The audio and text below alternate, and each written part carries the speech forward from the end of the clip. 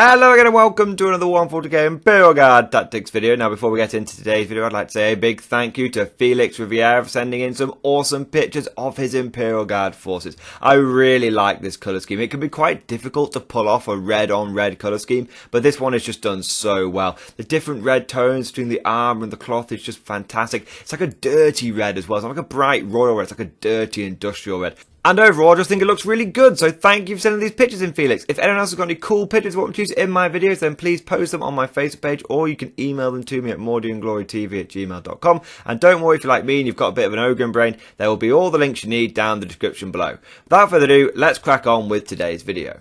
Now, one of the most common things that I see on various Imperial Guard Facebook posts and subreddits and all that kind of good stuff is that people are just saying, I just don't seem to be able to get a win under my belt. I don't seem to be able to just find the magic formula. I don't know what I'm doing wrong. I feel like I'm bringing a balanced list. I don't know what the heck to do. I just don't seem to be able to get a win. I'm getting demoralized. I've played 10 games in a row. I've lost every single one. I just seem to get stomped day in, day out, and it's just making me really demoralized and not want to play the hobby.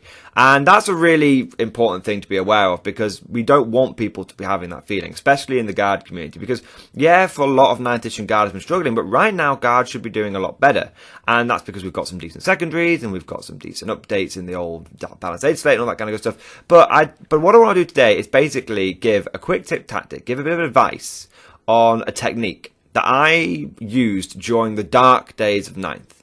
The technique that got me through a 50 to 60% win rate, no matter what I went into, no matter how shark tanky the tournament was or anything like that. That's what I'm going to share with you guys today. What is the MG secret to getting a 50 to 60% win rate, no matter what the meta is? That's what I'm going to be sharing with you guys today. So are you guys ready for it? The key to getting a really high win rate, to be able to get a guaranteed 50 to 60% win rate no matter what you go into, is quite simply pure firepower. Pure, unashamed, unapologetic, unfettered, unadulterated firepower. Just focus purely on damage output and blowing your opponent off the table. If you do that, you will win 50% of your games. I guarantee it. I give you the Morning Glory guarantee. That's what I did in the darkest days. That's what was making Cadian so powerful. The fact that you had things like load, fire, reload. The fact that you had things like gatekeeper. Just go pure firepower. Don't care about secondary. Don't care about primary. Just go pure firepower.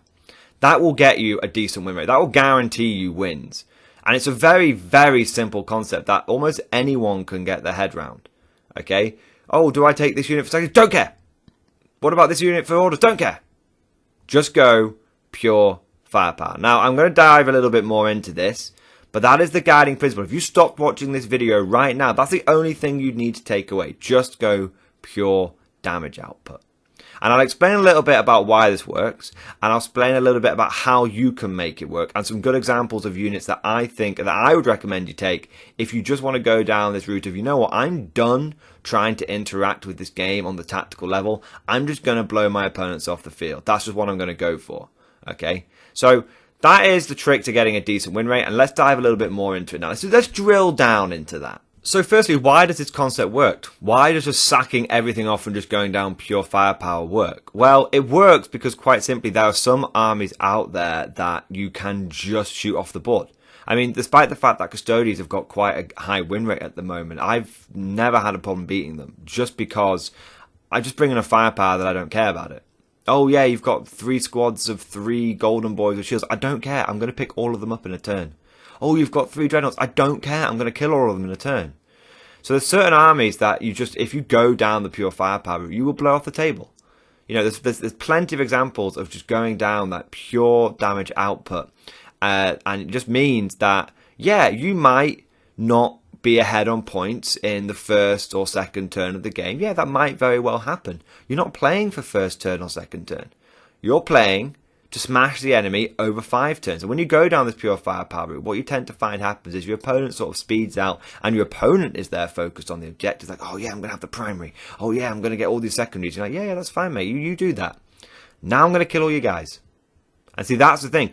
You're almost not playing the game of 40k. It's kind of crazy. You're not playing the way 9th edition wants you to play, because a lot of people will tell you, oh, you need to be able to focus on primaries and secondaries and all this kind of stuff. And yeah, that is true. That will get you, if you focus on those things, It's a lot more difficult. Don't get me wrong. That is the right way to play the game, but it's a lot more difficult. What I'm proposing to you right now is an overnight way of starting to win games. Literally, you could apply this technique tomorrow, and assuming you've got the model collection to back it up and to talk about what we're going to talk about in a moment, then you'll be able to start winning your games overnight. No, you're not going to win every single game. I'm going to be clear. I'm not promising you an 100% win rate. I'm not even promising you a 60% win rate. I'm barely promising you a 50% win rate. I am promising you will get between a 40 and 50% win rate overnight if you start doing this. Okay, if you that's the expectation I want you guys to walk away from listening to this video. But like I said at the beginning of the video, this is for those people that literally are on a 0% win rate right now. They can't get that win. You know, they are 10, 20 games deep and they can't get it. Maybe it's those people that are 20, 30 games in and they've got 2 or 3 wins under the belt. But this is for those people who are really struggling. How do I just overnight just get those victories under my belt? Okay, this is the audience that should be listening to this video. And how it works, like I said, how it works is your opponent is going to be focused on the objectives. Your opponent's going to think you're going to be focused on the objective, but you're not even really playing the same game as them. You're barely playing the same 40k as them. They're thinking about secondaries and primaries and tertiaries and all this kind of stuff, and you're just thinking about killing them. And the thing is, if you go all gas, no brakes, if you just go all in, I'm just going to smash the entire area, I'm just going to kill anything with more than 2 legs, then what will happen is you will actually end up winning the game on turns 3, 4, and 5. You won't win the game on turns 1 and 2. You might do, depending on how overexposed the enemy is. If the enemy goes all in straight away, you just blast on the table. Yeah, of course you'll win. Turns 1, turn 2. The point is, what you're trying to do here is basically just, your opponent might be ahead on points in the first couple of turns, but by turns 3, 4, and 5, he's not going to have anything left because he's always going to have little scattered, shattered remnant units. And that's when you just start hoovering up all the points. That's when you start getting all your boots on the ground. That's when you start getting all of your you're getting your inflexible command anyway. That's when you start getting all of your other secondaries. And that's when you start really smashing on the primary. I often will go into a game that's been like, for the first 2 turns, if I get 4 to 8 primary points a turn, I'm happy with that because I'm going to get max by turn 3, turn 4, turn 5. That's how I'm going to do it. Okay, so that's how it works, essentially. You are essentially denying your opponent. We always talk about how do you deny your opponent victory points, how do you deny your opponent secondaries. You know what's a great way of denying your opponent any victory points? Them being fucking dead. That's how you deny your opponent's army any victory points. You just kill everything. If you haven't got any units left, if he's running around with a shattered tactical squad and a dreadnought missing an arm and a leg, then you're probably going to beat him, right? And all of the fancy nuanced tactics that he came up with aren't going to matter a damn bit. At the end of the day, if you just go big, smooth brain on this, there's no wrinkles on this brain, guys. If you just go full smooth brain, it's like, I'm just going to take pure firepower. I'm going to take pure firepower. I'm going to blast people to the table. 50% of the time, it's going to work. And 50% of the time, I'm still going to kill 95% of my opponent's army. But he's going to win on points because he just happens to have better secondaries than me. Okay, that's fine. That's fine. It's better than where you were at. It's better than where you're at when you're on no wins, right, guys? I mean, that's the simple, brutal fact of it. So that is sort of the thinking behind it. That's the logic behind it. That's how we get it to work, okay? That's why it works. Your opponent can't score if everything's dead. What do I recommend? What is Mordy and Glory's recommended units for achieving pure firepower? So honestly, right now, I'd say one of the strongest ways of going down the pure firepower route is to still use that Cadian book. Okay, I know a lot of people will be groaning and rolling their eyes saying, oh, Cadians. Yeah, but trust me, guys, if you want to go down pure firepower, there's few regiments that can do it better. Pure firepower is the realm of the Cadians. Okay, that's how they held back Baden for 13 Black Crusades, guys. They just kept shooting his armies until he gave up and went back to the Eye of Terror. So the first thing you want to do is be thinking about the regiment trait. Now, there's 2 that I recommend, and the first one is Cadian. And the second one is a custom regiment, and it's gunnery experts and spotter details. Okay, now you guys will know that I've been talking about these custom regiments and what strongest regiments. I've done a few videos recently on what strongest regiments for infantry, strongest regiments for tanks and all that kind of stuff. And there's a reason why gunnery expert spotter details is so good. It's because it gets you pure firepower. There's no defensive buffs in there. There's no movement buffs in there. There's no anything in there apart from just pure firepower. That's why it works. That's why it's so good. That's why it's considered one of the best guard regiment traits out there. Just custom, gunnery experts, spotter details. It means that your demarche cannons are going to be taken, and we'll talk about those a bit more in a moment. It means that your demarche cannons are going to be on 30 inch range. It means that you get averaging 9 shots a turn rather than something like 7 shots. I think once you do the math hammer, it comes to about 9 shots a turn from each one of those demarche cannons. Now, we've talked about regiment traits there. Now, the reason Cadian's good, guys, is because not only do you get that ability to reroll your random number of shots, thanks to things like Pound to Dust, you've got access to inbuilt rerolls as well. Just, that's absolutely fine. And also, you've got access to some of the best stratagems in the game. I mean, I'm not even just talking like in Guard. I'm talking load, fire, reload for being 1 CP is an absolute steal. So it's an insane stratagem, load, fire, reload for 1 CP. So it's really strong. What load, fire, reload does, in case you don't know, is it's a Cadian stratagem. It costs 1 CP. You put it on a unit with blast. I believe it's normally vehicle, so you'll do it with like a manticore. You'll do it with a Demarche cannon. Any 6 to hit explode. If you're shooting any monsters or vehicles, they're double explosions. That means if you've got a 6 to hit, it's like Tesla on a demolisher cannon. You get a 6 to hit, it becomes 3 hits. It's insane. It's absolutely insane. So it's one of the, and quite frankly, it is one of the reasons. It is 50%, I would say, the reason why Cadian's so strong. The other 50% being like Gatekeeper and stuff like that. Okay, so they're the 2 regiment traits you want to be looking at if you're going down this pure firepower route. Now let's talk about units, loadouts, that kind of stuff. So first thing to mention, first core thing you're going to need to be aware of is that the main source of firepower for your army is going to come from your tanks. Not even your artillery, not your infantry, not your scions, nothing like that. The main source of firepower for the guys is going to be tanks, and specifically it's going to be tank commanders. Now, even if the new codex does come and we're limited on the tank commanders we can take, this video in general, and this thing that I'm talking about right now in general will still apply. You'll always be able to win 50% of your games with pure firepower. That's something you've got to be aware of, okay? And this isn't just for Guard, of course. Like there are any, if you're another faction out there and you're thinking, how do I win games? I'm using this for the Guard Fantasy Guard channel, where you can listen to this and be like, I need my 50% win rate. How do I get that? Just go down your pure firepower. What's the best firepower you got in your codex? Spam that until you can't take any more of it. Okay. But going back to the Guard for a second, we're talking about tanks, and specifically we're talking about tank commanders, and specifically we're talking Demarche cannons. Quite frankly, guys, if you're not taking Demarche cannons on your Lean Russes, you're just handicapping yourself. It's wrong. You are just making a mistake. And I know that you can make arguments for all the different weapon options, not even apart from the Bankshire. But the point is that if you're not taking the Martial Cannons, you're quite frankly having to go, oh, but I think the Battle Cannon's cool. We're not talking about cool. We're talking about winning. We are talking about how to win games. And if you are listening to this video and go, oh, but I want to take Battle Cannons, then it's like, well, then be happy with your fucking low win rate, mate. That's basically what it gets. So I'm just being real with you for a moment. I'm just being honest with you. Okay, I probably shouldn't be. I probably should be saying, yeah, take what you listen to all this, slight rant here, guys, for a second. You listen to all these other, like, YouTubers, like, what unit should you take? Oh, just take the one that you think is cool, that you're going to use in the battlefield. It's like, no. If you take what you think is cool, and you're just going to lose, you're not going to have any fun. Turning up and losing games day in, day out even if it's cool, if you're running a really cool army, that coolness will wear off, and eventually you will quit the game because you're like, I just never win any fucking games. That's it. Okay, I even the fluffiest, bunniest player that I have ever met, they still want to get their wins in the belt. Just even if it's one every 10 games, they still want to get one under the belt, because eventually they don't keep playing. Why do you keep playing a game? Why do you keep turning up and wasting your time if you can't get a win under your belt? You wouldn't. Anyway. Tangent. Back onto it. Tank commanders, Demarche cannons. Okay. The one exception to the tank commander and Demarche cannon rule, where every tank commander should be fielding a Demarche cannon, every Lehman Russ that you take should be fielding a Demarche cannon. The one exception to that is if you're taking Cadian and you're taking a battle cannon, in which case then it is mandatory to upgrade that battle cannon to be the Gatekeeper. Gatekeeper is the relic, and it's flat damage 3, and it gets +1 to wood against Chaos. And Chaos is pretty prevalent at the moment because they've had a codex recently, and Demons have got a codex out at the moment. So, yeah. That's the Gatekeeper's the one exception. If you, apart from that, you should be running no matter what. If you're going custom regiment, if you're going Cadian, it doesn't really matter. You should be running just like all Demarche cannons. All right. Like I said, there's one exception that you can take if you want to, which is Gatekeeper. Gatekeeper's pretty good though. I'm not saying Gatekeeper's not. It's mandatory. I'm not saying it's not mandatory. I'm just saying it's an equal choice to taking a Demarche cannon on your tank commander. Now, speaking of tank commanders, you want to be putting 3 into every list.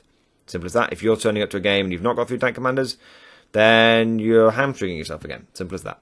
Now, in terms of other loadouts you can put on them, there are 3 loadouts, I should say, that I recommend for tank commanders. Firstly, it's bare bones. Just take the turret, sack off any of the weapons, keep it nice and cheap, and just make sure you've got enough to screen it. And the main damage output from that tank is always going to be the main turret anyway. The other loadout you can take is triple heavy flamer. Now, I personally like Triple Heavy Flamer because it's relatively cheap. It's 30 points per tank. You're only going to be taking 3 tanks anyway, so you might as well, you know, or maybe 4 if you're going Cadian and Pask. But yeah, it's relatively inexpensive. So you just slap 3 heavy flamers on it, 2 on the sponsors, 1 on the front. And the reason you would do that, you might be like, but Mud and Glory, they're short range. They're not necessarily got great firepower. I mean, they might have fire, but they're not firepower. I'm like, yeah, you know, but what you will find is a great way of the enemy shutting down your firepower is going to be them tagging your vehicles. And a lot of armies, when they get through the storm of fire, will be quite badly shattered. And so on the other end, what's going to get you is going to be, you know, an intercessor. Is going to be, you know, a couple of guardians, a couple of harlequins, something like that. Okay, you know, a few orc boys, something like that. Something, you know, I'm using just random examples. Something shattered, and then the heavy flame will just clear that off the hull. It's like, nope, go away. And then Demolish Cannon's free to fire again. The third and final loadout, which is very expensive, but you do get what you pay for. And I used to not like this loadout, but I've started coming around to it a little bit. I still think it's damn pricey. Is you stick a las cannon in the front and you take 2 multi-melters. Now, the reason that works is because it's pure firepower. Right? I mean, if you're going to go pure firepower, you might as well go pure firepower, right? And if you've got gunnery experts and spot details, then you're looking at, you know, 30-inch range multi-melters. And so that means that every shot coming out of that tank is strength 8 or higher. Is AP -3 or AP -4. And that's really powerful. That can't be underestimated. That, you know, a tank commander with that is going to just blow people off the table. You point that at almost any unit in the game, it's just going to blow off the table. Like Silent King, he's gone. I'm not even kidding you. Okay, I've killed the Silent King with the Demolish Cannon tank commander. Okay, you know that it's just a case of you just smash him with all the shots. So my point is that is the sort of 3 loadouts. Now, in terms of how many tank commanders you've taken, I say you should be taking 3. If you're Cadian, you're lucky you can take 4 because you can take Pask. Now, Pask is super duper expensive. Pask is super duper expensive, but he is a tank commander that hits on a 2. If I was to take a loadout for Pask, these days, traditionally I have recommended Battle Cannon for. Doesn't cut the mustard anymore with Arm of Contempt. So these days, what you need if you take in lots of tank commanders is you need to be looking at with Pask. You want to be taking him with the Demolish Cannon. So if I was running Cadian and I was going pure firepower, I'd take 2 tank commanders and Pask with Demolish Cannons. It's up to you if you want to stick those sponsons and whatnot on them. And then I'd take 1 tank commander with Gatekeeper. That's 4 tank commanders. That's an obscene amount of firepower. That is an amount of firepower that will genuinely ruin some people's days because they're just gonna they're gonna set the models up. They're gonna move forward onto the middle objectives, and then you're just gonna blow them all off with those 4 units alone. And they're just gonna be like, "Why the fuck did I even turn up?" And if, you know, but you know, if you're going to a tournament or something, that's an absolutely valid way to approach the game. You know, just blow them off the table. So they're the first units to talk about, and honestly, they're kind of the main ones. Tank commanders right now are the main source of firepower in every Imperial Guard army, every single one of them. However, you're also going to want some indirect firepower because on a heavy terrain board, as you will probably find yourself playing on, especially in a competitive environment, you're going to need some indirect firepower. Now, I recommend 4 sources of indirect firepower. I'm going to start from the top, work my way down to the bottom. The best source of indirect firepower that I can recommend for you right now is heavy weapon teams with mortars. Take 3 of them, that's 9 mortars in total, put a platoon commander next to them, make sure that you're Cadian, and just go nuts. You'll get 4 rerolls to hit when you issue the order to take aim on them. You're going to stack so many Hammer of the Emperor wounds on the enemy, they're not going to know what to hit them. Okay? Actually, they will, they're going to be mortars. Now, the next one after that, I would say is Basilisks with full payload. Now, there is a conversation right now between should you take Basilisks and Manticores. It's not a conversation. Anyone that's still taking Manticores is behind the curve. A lot of people will tell you that, oh yeah, Manticores more shots. Doesn't matter. That AP -2 it does get more shots, but AP -2 into Armor of Contempt is in cover is basically a waste of time. So for me, you want Basilisks, you want the AP3, and you want that flat damage 3. Now, what you've got to understand is Basilisks are not going to flatten whole units. Basilisks are ironically a weapon of precision. A Basilisk will take 3 to 6 wounds out of any unit that you shoot at. It's as simple as that. Now that could be 2 intercessors. That could be 2 Sisters of Battle. That could be 2 Guardians. That could be half of an enemy vehicle. Okay? Whatever it does, it's going to take 3 to 6 wounds out of it. Just be aware that's how the math basically works out. Manticores are very swingy. Manticores can potentially, with full payload especially, can potentially flatten whole units. but the AP situation's really neutered them. A lot of people tend to say, oh, Manticores and Bazzers, they're about equal, it's personal choice. Well, if they're equal, if you finally sort of argue people to the point where they say, oh, well, it's equal, it's like, okay, well, if they're equal, then take the one that's 30 points cheaper. That's why you take Basilisks. But Manticore's still good. Don't get me wrong, I still think they have a place in the army. They're still strength 10, they're still flat damage 3 with full payload, still pretty good. But then the last one, so that's number 3, it's the Manticore, and the last source of indirect firepower that you can be looking at is your Medusa. The Medusa is essentially a demolition cannon. It is a demolition cannon. That fires 36-inch range. If you've got spotted details, 42-inch range. It's very swingy. It fires 1d6 shots. And unless you can't order it to pound it into dust with Cadian because it's not a tank. It's not a Lima Russ, I should say. It's not got a turret weapon. And so what you need to do is take that with gunnery experts so you get the reroll on that. The number of times I've rolled a 1 for my Medusa shots and rerolled it and got a 6 just made so many opponents just rage quit.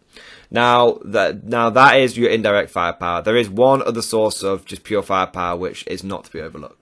And the last source of firepower that is really going to see you win your games is the lasgun. And you might be thinking that's crazy, why the lasgun's terrible. It's not terrible. I'll tell you why the lasgun's not terrible. It's because of Hammer of the Emperor. Hammer of the Emperor means you get 6 hit at auto wins. Suddenly the strength 3 of the lasgun doesn't matter. Suddenly the AP of the lasgun doesn't matter. You purely stack it as many wins as possible onto the enemy. If you take a unit of conscripts and get them to do first rank fire, second rank fire, there's multiple ways you can do that. You can be Cadian White Shields, or you can have Lord Commissar with Master of Command. Voice of Command, we're going to call it. Okay? You get that, you get 120 shots, rapid fire range. Okay? That is 20 auto wounds right there. Before you even do anything else, it's 20 auto wounds. It's an insane amount of firepower. You're bringing down knights with stuff like that. Okay? It's just incredible levels of firepower. So the thing is whilst you might be able to get a lot of free upgrades on your guardsmen, I've started moving away from it. I know it sounds crazy. I've genuinely started moving away from the free upgrades on the guardsmen. The plasma gun never does any damage. The plasma pistol never does any damage. Heavy bolter never does any damage. What does the damage for me is my lasguns every single time, so I want as many of those as possible. Okay. Now, of course, I'll still take the plasma pistol and power sword on the side. I mean, why wouldn't you? You can't take a lasgun. Rip. But, honestly, at this point, I'm thinking, I'm just going all lasguns all the way. I'm just going conscripts. You just want as many lasguns as you can get your hands on. And for those of you that don't believe me, I did a video where I took 365 conscripts to a tournament. And in one of the games, I faced off against Death Guard. Death Guard are literally the quintessential tanky army. Okay, the guy had 20 Terminators. Okay, 20 Terminators and 20 Plague Marines. Something just like insane levels. All of it was on cover all the time. All 2-up saves all the time. And I basically tabled him with just lasguns. Okay, lasguns just vaporize stuff because they just stack so many wounds onto them. And you'll notice it. You'll notice every single turn. You'll be firing your heavy bolters, you'll be firing your plasma guns, you'll be firing your battle cannons, honestly, your big battle cannons, stuff like that. And you'll just be bouncing, and suddenly you just start stacking up 3 squads of infantry, first rank fire, second rank fire, you start stacking those bad boys up in rapid fire range. And suddenly the enemy's pulling models off, one after the other. It's insane. Hammer of the Emperor lasguns are just one of the most powerful things right now. I went against Tau. Okay, the guy had so many crisis battlesuits. I'm sure that he'd emptied every single one from the Tau Empire. Okay, his whole army was just crisis battlesuits. I outshot him. I outshot crisis battlesuit spam with conscript spam. I had lasguns. That's all I had. Okay, so all he had was crisis suits. All I had was conscripts, and conscripts came out on top massively. Okay, the guy had nothing left by the end of the game. I still had 120 blokes marching forward. Okay, so that's the final key there, guys. Your lasguns. Don't underestimate them. Okay? They're actually really good. Alright guys, so that is the end of the video. Hope you've enjoyed it. If you have, please give it a like, and subscribe, and a comment, and all that kind of good stuff. If you've really enjoyed today's video, then please consider becoming a channel member or a Patreon supporter. And I just want to take a moment to say a big thank you to the latest channel members and Patreon supporters. Some absolute top lads who have signed up, gone the extra mile, and support the channel. Really appreciate it, guys. So massive thank you to Crispy, Gunner, NWP, Apathetic 11B, Cap Bryce, Greg Shimin, B. Keefe, Mr. Derp, Jared Kirkland, Grizzy376, Jacob Dale, Matt Wright, and Anthony Pappuccino, and Timmy the Elf. Thank you guys, really appreciate all your support. Also a big thank you to the latest Patreon, so massive thank you to KDF4, Dominic Griffin, Frosten, James Carroll, Zed Silver 51, Brian Jones, Kevin Morgan, Marshall, Ven Diesel, and Museum Fremen. Appreciate all the support, guys. Thank you so much. And I just want to take a moment to say a personal thank you to all of the top tier Patreon supporters. These guys are the War Masters, the guys that have truly gone above and beyond the Call of Duty. They've just gone the extra mile, guys. So massive thank you at 07 down in the comment section for Navy Veteran, Philip French, Ross Miller, Tekwal, Alex Dengal, John Stubbs, Nicholas Walsh, Swordfish Trombone, Diesel Fox, Tom Sutton, and of course, Sly Varney, the one-man Super Chat Army.